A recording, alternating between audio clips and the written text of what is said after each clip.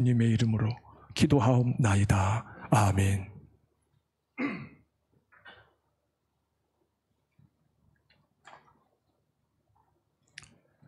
하나님 말씀 사무엘상 19장입니다.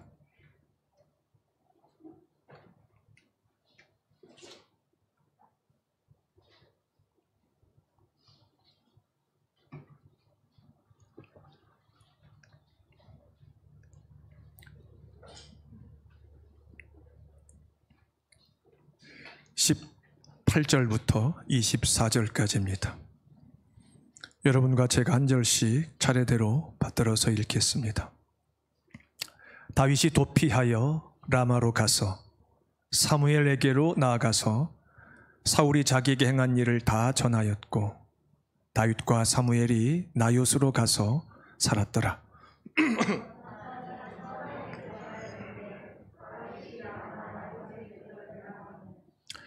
사울이 다윗을 잡으러 전령들을 보냈더니 그들이 선지자 무리가 예언하는 것과 사무엘이 그들의 수령으로 선 것을 볼 때에 하나님의 영이 사울의 전령들에게 임하매 그들도 예언을 한지라.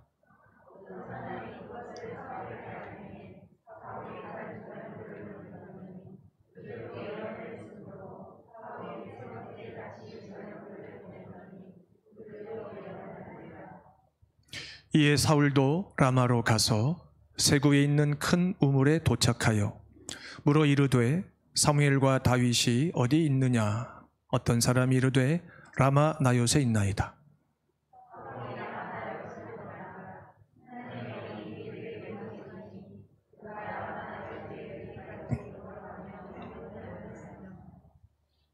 같이 읽겠습니다. 그가 또 그의 옷을 벗고 사무엘 앞에서 예언을 하며 하루 밤낮을 벗은 몸으로 누웠더라. 그러므로 속담에 이르기를 사울도 선지자 중에 있느냐 하니라.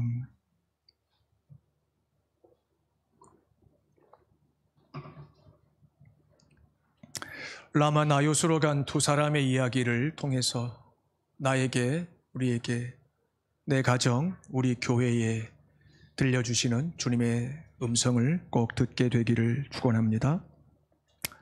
우리 믿음의 조상 다윗의 험난한 믿음의 여정은 이제 사무엘이 있는 라마 나요스로 피하는 것과 함께 본격적으로 시작이 됩니다. 그의 믿음의 여정은 그가 원했던 시간이 아니었고 그가 이해할 수 없는 하나님의 섭리 속에서 그가 받아들이고 또 살아내야만 했었던 과정이었습니다. 알았더라면 아마 그는 결코 그 삶을 살지 않았을 것입니다. 알았다면 차라리 왕이 안 돼도 좋으니 사울에게 쫓겨 있었던 10수년이 되는 그 인생을 저는 살지 않을 겁니다. 아마 이렇게 고백을 하지 않았을까 생각합니다. 다윗은 자신을 죽이려고 하는 사울을 피해서 라마 나요스로 갔습니다. 그곳은 하나님의 사람인 사무엘이 세운 선지자 학교가 있는 곳이었습니다. 하나님 말씀에 헌신된 경건한 사람들이 사무엘과 함께 하나님 말씀을 배우고 하나님 앞에 기도하는 법을 배우며 함께 사는 아주 특별한 장소이며 공간이었습니다. 하나님의 영이 충만하게 역사하셨고 하나님의 뜻이 그 어느 곳보다 밝히 드러나고 있는 곳이었습니다. 사무엘을 만난 다윗은 자신이 사울과 함께 지내는 동안에 겪었던, 직접 보지 않았다면 아무도 선뜻 믿을 수 없는 그런 끔찍한 무서운 일을 전부 이야기해 주었습니다. 폐륜적인 사람이 아니고 가족을, 그것도 자식을 죽이는 경우는 없지요. 또 하나님의 사람이라고 자처하는 자가 하나님의 사람인 다윗. 근데 그 다윗이 자기 자식이었거든요. 사위였으니까. 그리고 다윗이 사울의 생명의 은인이었거든요. 다윗이 등장하는 바람에 이스라엘 앞에서 사울이 왕으로서 그 위신과 체면을 극적으로 유지할 수 있었습니다. 그런 은인을 사울이 죽이려고 했었고, 그리고 그가 다윗을 죽이고자 한다고 하는 것이 더 심해지자 다윗은 내가 이런 사울과는 살 수 없다 결정하고 몸을 피했던 겁니다. 아마 우리는 지난 믿음의 여정 속에서 다윗과 같은 끔찍한 일을 겪진 않았겠지만 하나님께서 허락하시는 우리 각자의 다양한 삶의 정황 속에서 우리 연약한 믿음으로 감당했던 괴로움과 고통들은 다윗의 심정을 어느 정도는 공감할 수 있게 했을지도 모릅니다. 사무엘은 다윗의 상한 마음을 깊이 공감해 주었을 겁니다.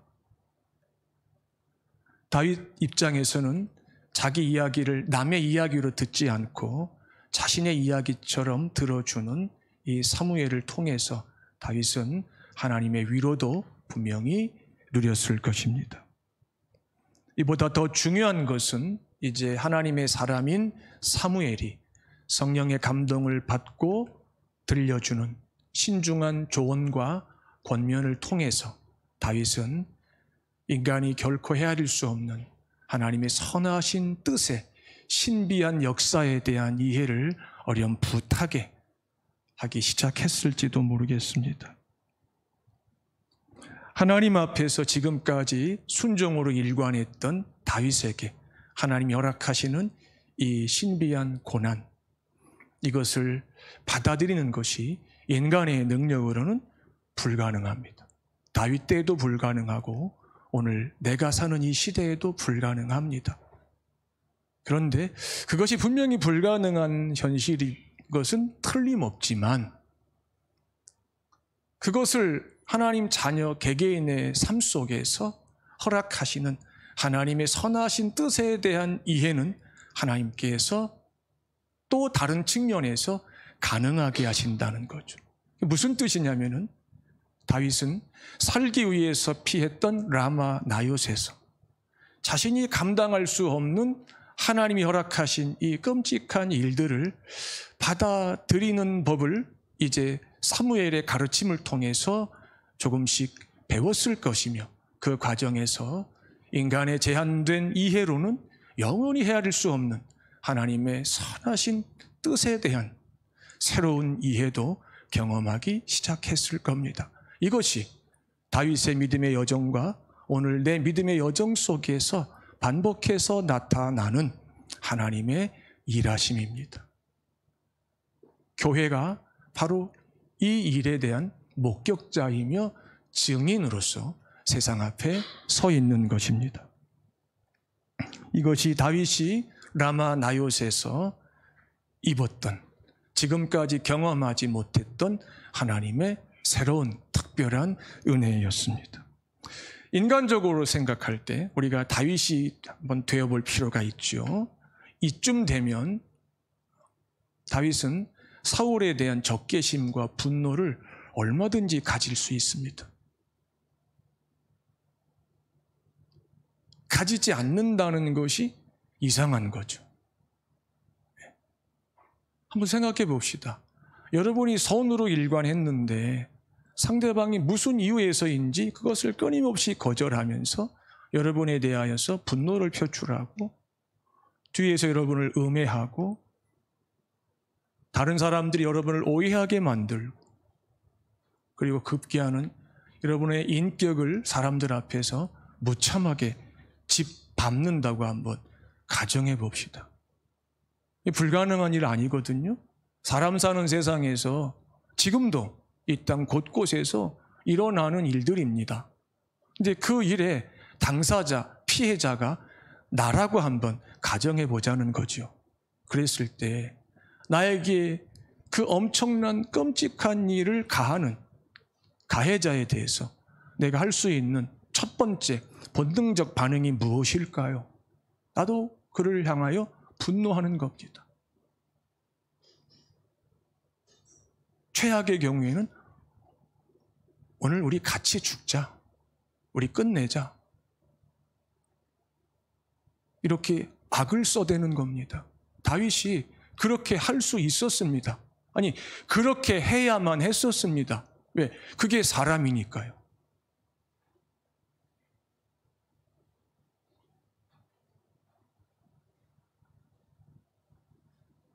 그런데 하나님께서는 이 상황 속에서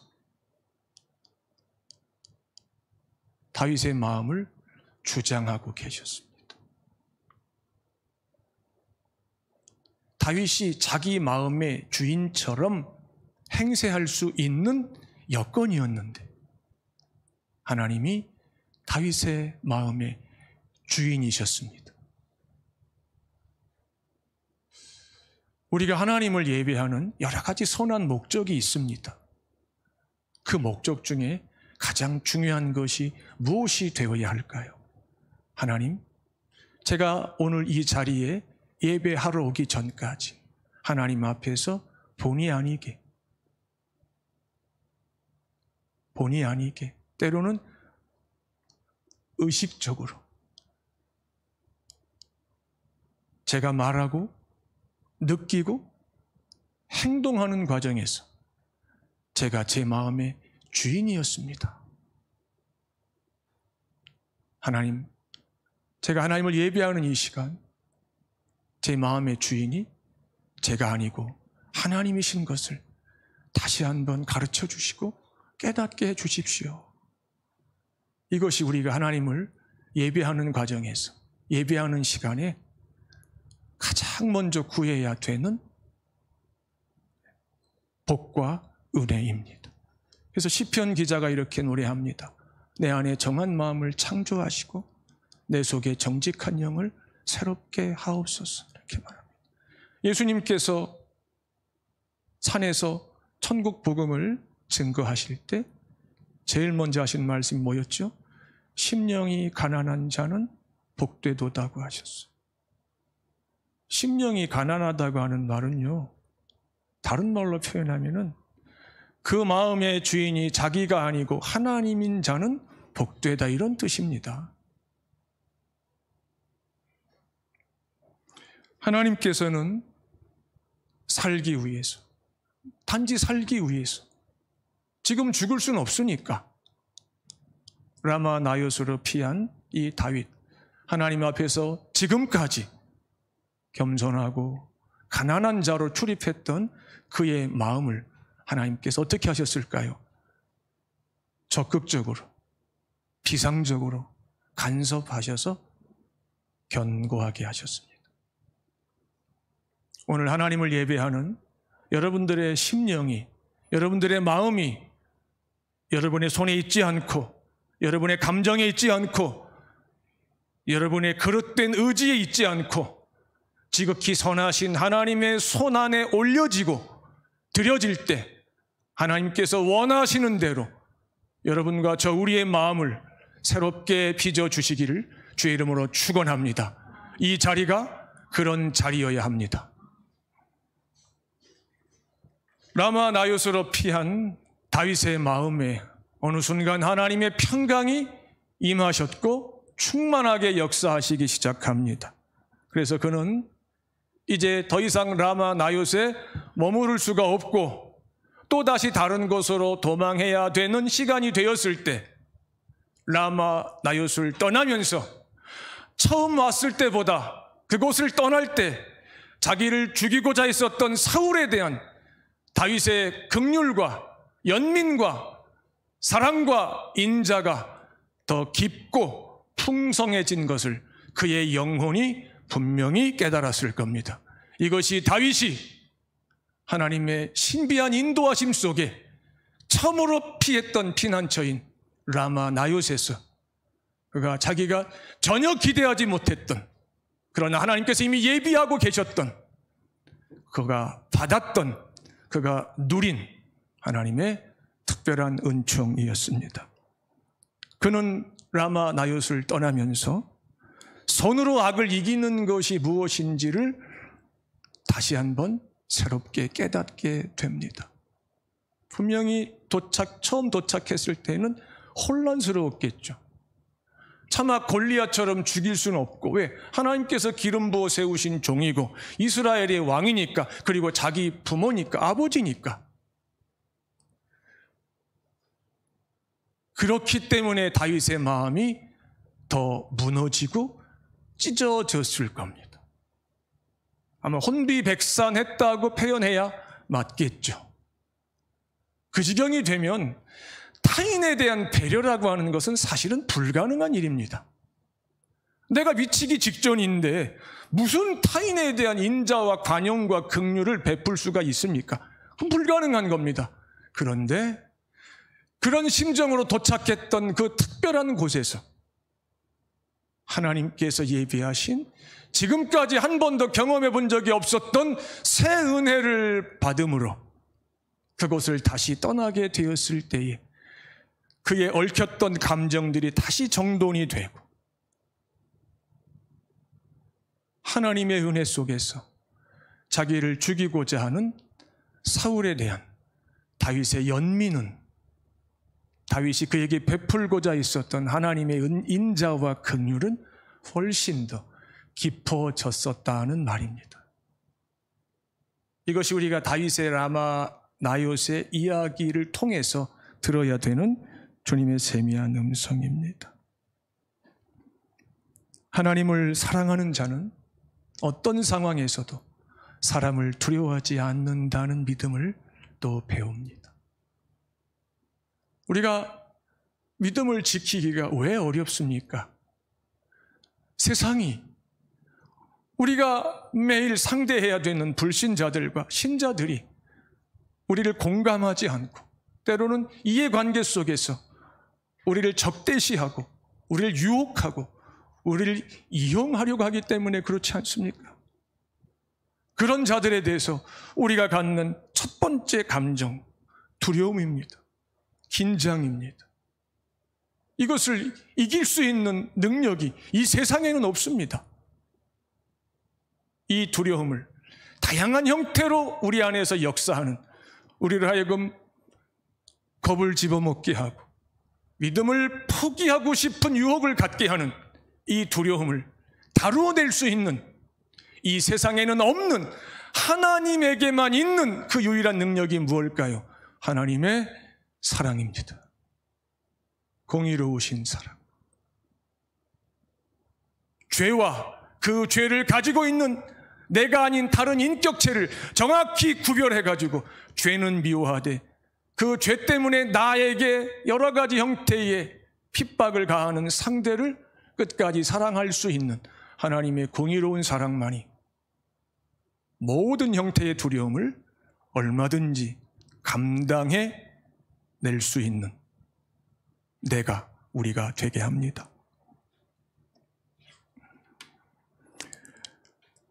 이 라마 나요시라고 하는 이 장소는 이스라엘 가운데 실제 있었던 구체적인 공간이었죠.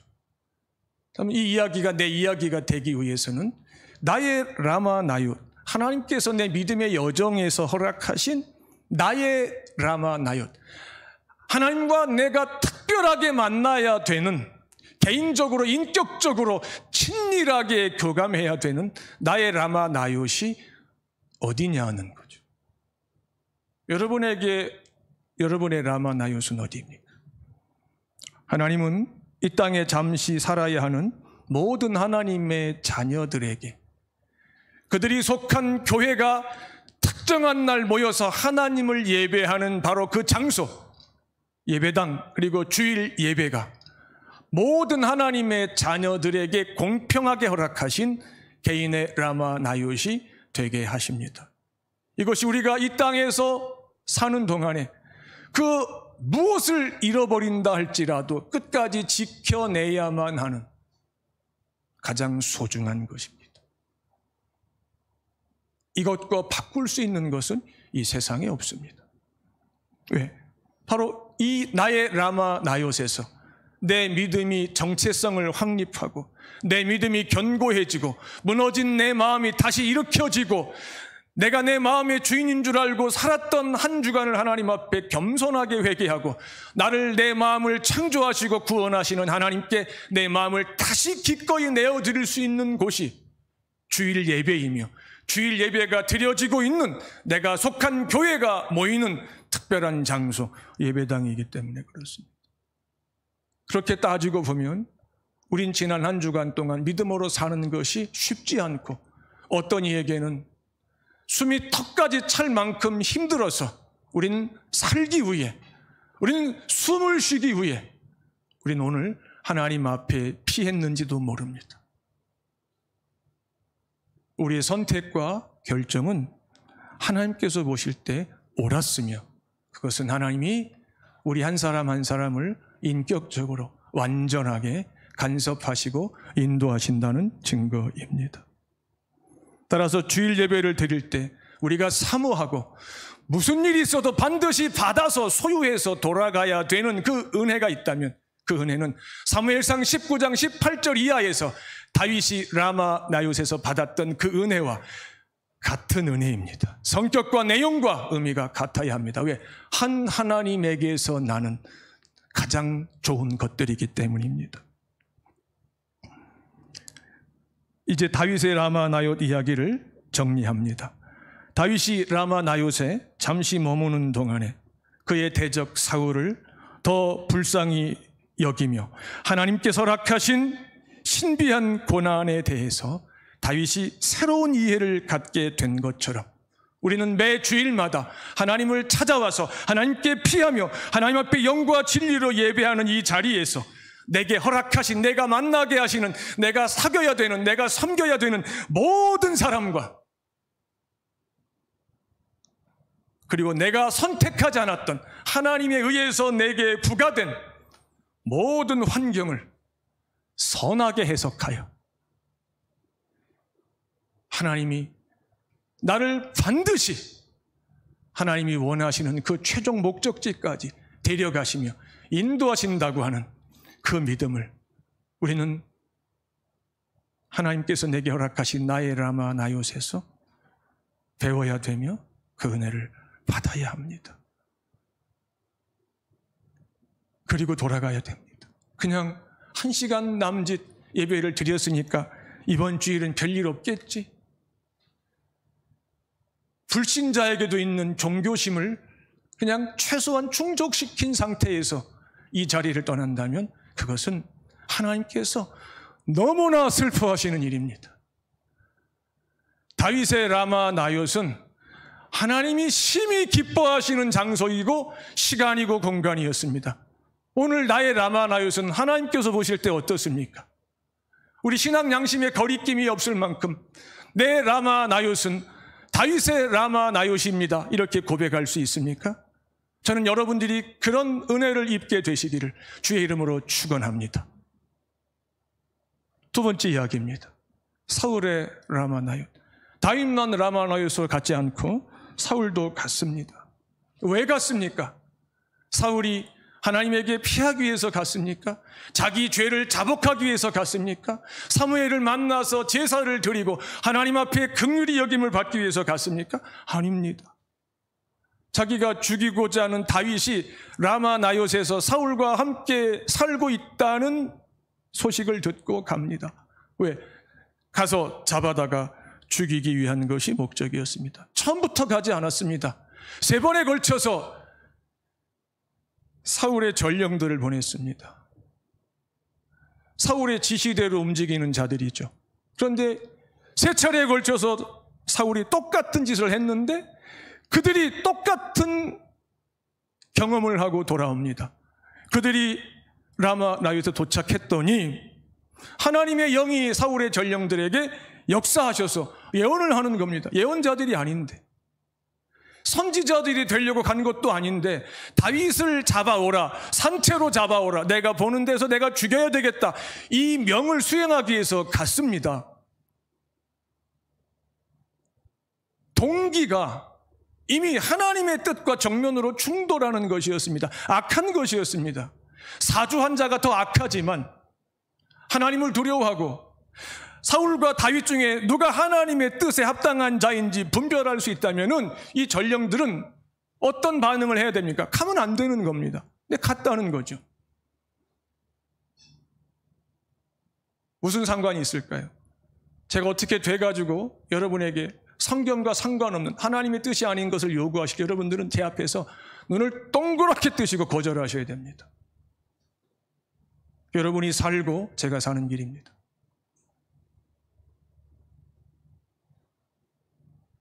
사주를 받았지만 그것이 하나님의 뜻과 충돌하고 하나님을 대적하는 것이었기 때문에 거절했어야 합니다. 그런데 왕이 시켰으니까 살기 위해서, 월급을 받기 위해서 간 겁니다. 악한 거죠? 그런데 하나님께서 어떻게 다루십니까? 그들이 돌연 예언자가 되게 하십니다. 이런 경우를 성경은 이렇게 해석합니다. 하나님은 능히 악을 선으로 바꾸신다. 하나님은 악인을 심판하실 때도 악으로 보응하시지 않습니다. 하나님의 선하심과 의로우심과 자비하심과 긍휼의 풍성하심을 무한히 나타내심으로 악을 하나님은 다루시고 심판하십니다. 그래서 우리가 악인을 만났을 때 우리에게 선으로 악을 상대하라고 우리에게 엄히 명령하시는 겁니다. 상대가 한 말과 한 짓이 나로 하여금, 여러분 한 분 한 분으로 하여금 그 상대를 향하여서 그에 상응하는 악한 행위를 해도 누가 봐도 그건 상식적이야, 그렇게 해야지 당연히, 이런 지지와 호응을 받는다 할지라도 그것은 죄인들끼리의 이해입니다. 하나님을 상대했을 때는 하나님께서 결코 기뻐하시지 않습니다. 하나님은 우리가 어떤 상황에서도 선으로 악을 상대하는 자가 되기를 원하십니다. 이것이 하나님께서 우리를 구원하신 목적이며 이유입니다. 우리를 새롭게 창조해 가시는 하나님의 영원하신 작정입니다. 다윗을 죽이고자 하는 사울의 세 차례의 이 간접적 시도가 세 번 모두 좌절되었습니다. 무슨 뜻입니까? 하나님께서 사울에게 말씀하시는 겁니다. 너 다윗 죽이면 안 된다. 죽이지 마라. 내가 죽이지 말라고 분명히 말했다. 이런 의미입니다. 그런데 하나님의 그 거듭된 경고에도 불구하고 사울은 어떻게 합니까? 정면으로 무시합니다. 이게 인간입니다. 목사가 시험에 들면, 잠시 타락하면 불신자들도 안 하는 비도덕적이며 폐륜적인 행위를 목사도 얼마든지 할 수 있습니다. 저도 마찬가지입니다.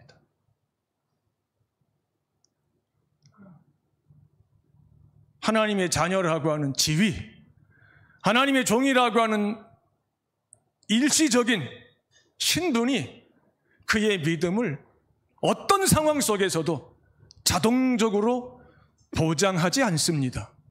속으면 안 됩니다.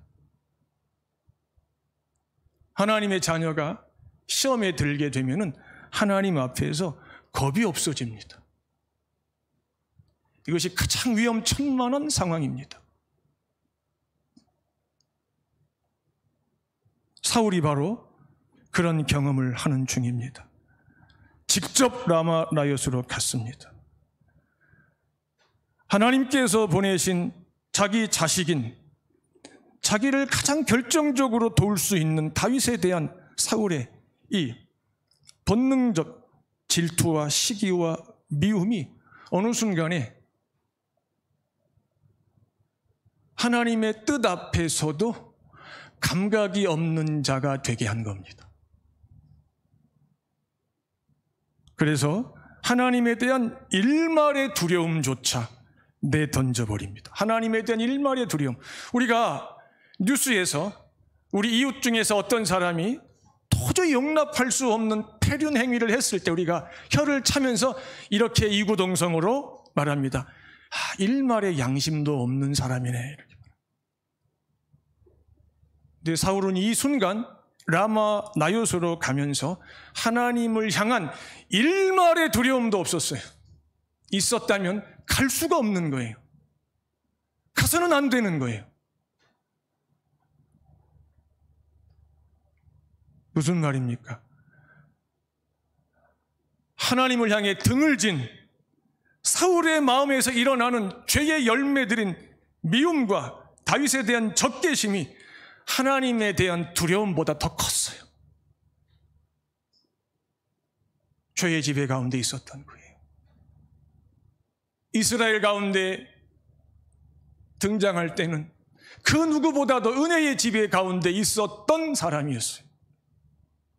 그런데 지금 이스라엘 가운데 그 누구보다도 깊고 어두운 죄의 지배 가운데 빠졌어요. 내가 어제, 지난날 하나님의 은혜의 지배 가운데 있었다고 하는 사실은 나에게, 하나님과 나 사이에 굉장한 의미가 있습니다. 하지만 그것이 오늘 나를 자동적으로 하나님의 은혜의 지배 가운데 있는 자가 되게 하지 못합니다.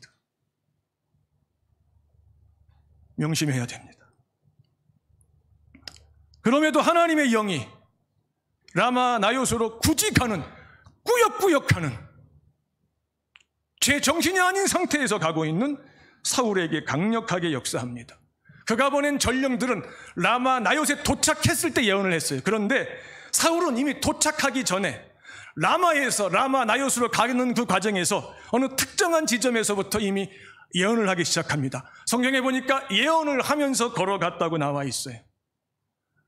아마 사울 안에서 역사하는 이 죄의 힘이 그가 보낸 전령들 안에서 역사했던 죄의 힘보다 그 파괴력에 있어서 훨씬 강했기 때문에 하나님께서 그것을 덮고도 남음이 있는 강한 은혜를 사울에게 허락하셨던 것 같습니다. 그리고 사무엘을 만났을 때 그 앞에서 계속 예언을 하고 하루 밤낮을 옷을 벗은 채로 벗은 몸으로 누워서 예언했다고 했는데 속옷만 입고 예언하는 거예요. 성경학자들은 다 벗고 예언한 것이 아니고 겉옷을 벗고 속옷만 입고 예언을 했다, 이렇게 해석을 합니다. 그러면 그가 예언을 하기 위해서 예언하는 과정에서 벗었던 그 겉옷은 그에게 어떤 의미가 있었을까요? 아마 그가 입었던 겉옷은 이스라엘의 평범한 사람들이 입었던 겉옷과는 좀 달랐겠죠. 왜? 왕이니까. 왕이니까.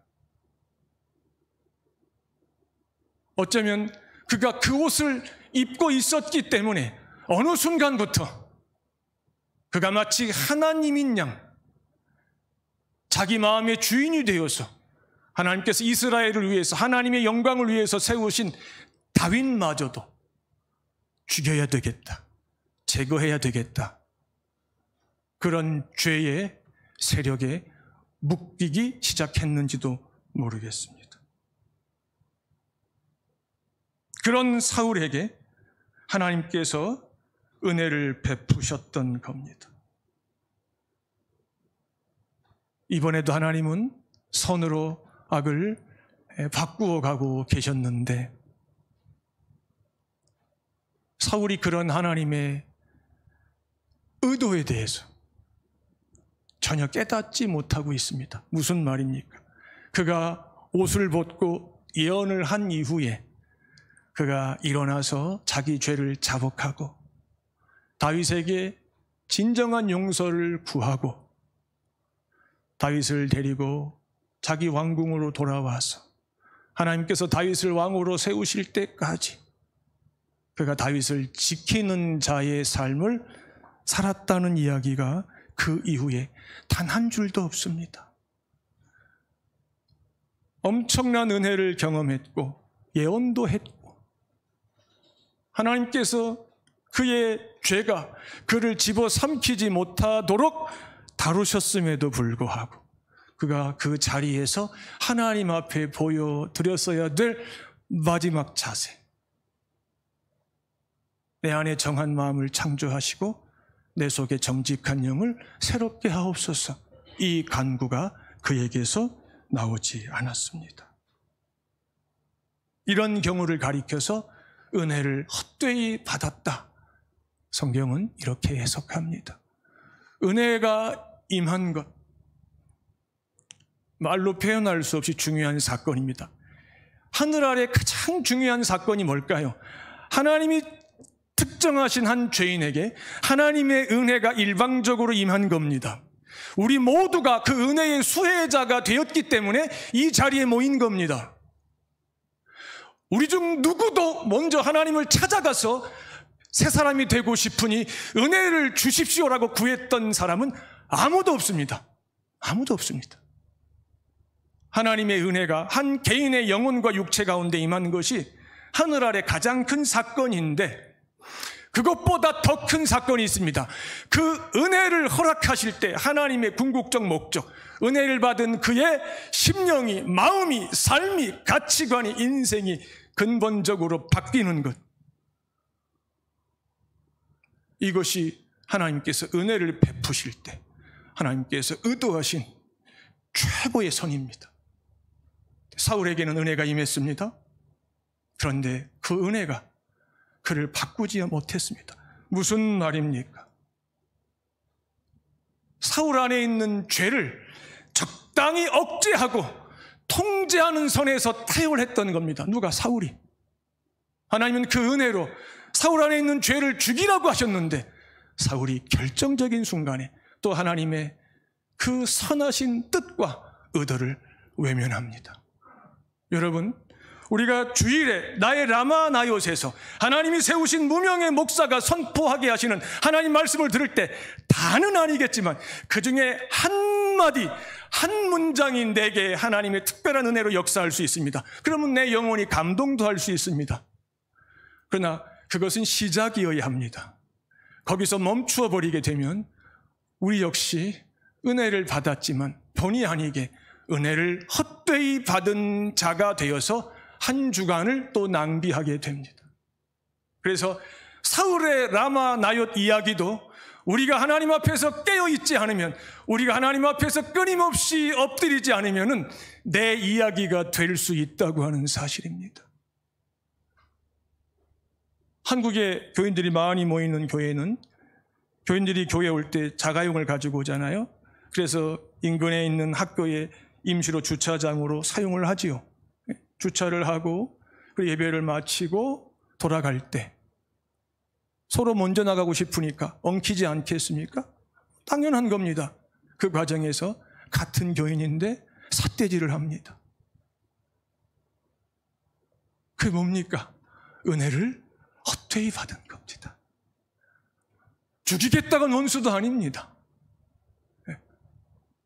얼마든지 웃으면서 먼저 가시라고 이렇게 양보할 수 있는 겁니다.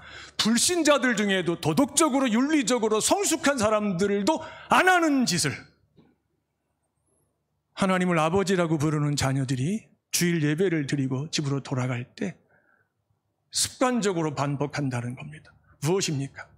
자기는 자기가 머물다 갔던 그 라마 나옅이 다윗의 라마 나옅이라고 착각하고 있는지 모르겠지만 하나님께서 보실 때 사울의 라마 나옅이었습니다. 저는 우리 홍콩 온사랑교에 속한 여러분들의 주일 예배가, 이 자리가 평생 다윗의 라마 나옅이 되기를 주의 이름으로 축복합니다.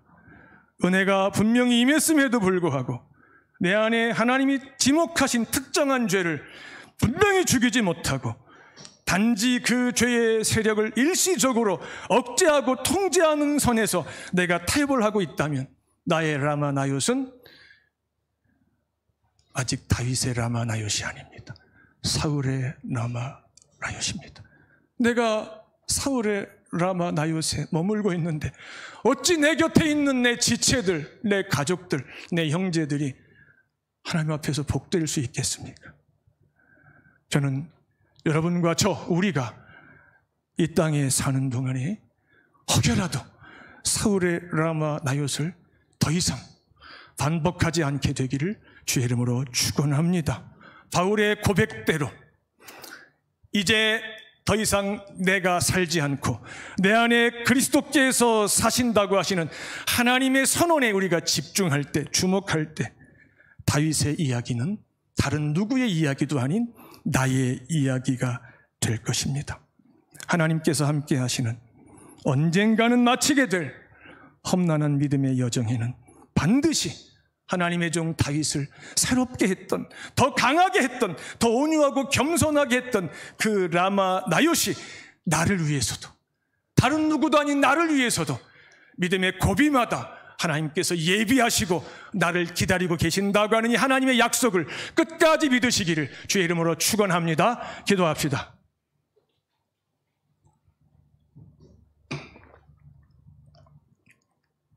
하나님, 이슬 같은 은혜가 임해도 속사람이 새로워지고 심령이 가난해지고 하나님 앞에서 더 겸손해지고 온유해지게 하십니다. 하나님이 나에게 허락하신, 우리에게 허락하신 이 거룩하고 특별한 곳이 다윗의 라마 나요시 되게 해 주시옵소서. 더 이상 사울의 라마 나요시 되지 않게 하여 주시옵소서. 우리의 주와 구주이신 예수님 이름으로 기도하옵나이다. 아멘.